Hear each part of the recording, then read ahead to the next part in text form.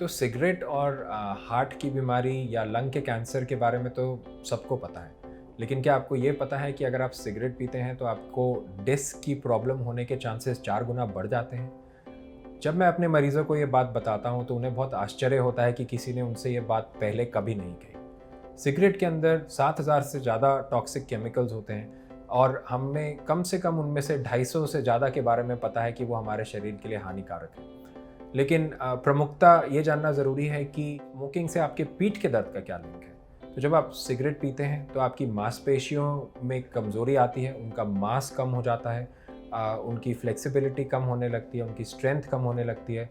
तो ये एक कारण बन सकता है मांसपेशियों से उठने वाले दर्द का।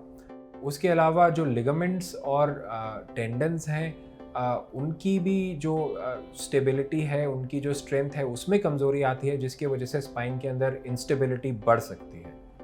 ना सिर्फ ये, बल्कि जो आपकी जो हड्डियां हैं, वो भी कमज़ोर हो सकती हैं स्मोकिंग की वजह से, क्योंकि स्मोकिंग से ऑस्टियोपोरोसिस बढ़ता है। एक और कारण जिसकी वजह से दर्द बढ़ सकता है वो है पेन सेंसिटिविटी।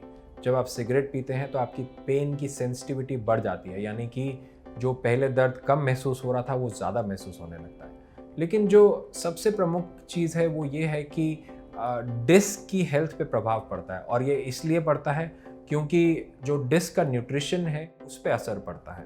तो जो डिस्क होती है वो अपना न्यूट्रिशन अपने आसपास के टिश्यूज से लेती है। डायरेक्ट ब्लड वेसल्स या खून का प्रभाव डिस्क के अंदर नहीं उतना होता है। उसकी वजह से आसपास के एरियाज पे ये निर्भर करती है अपनी न्यूट्रिशन के लिए।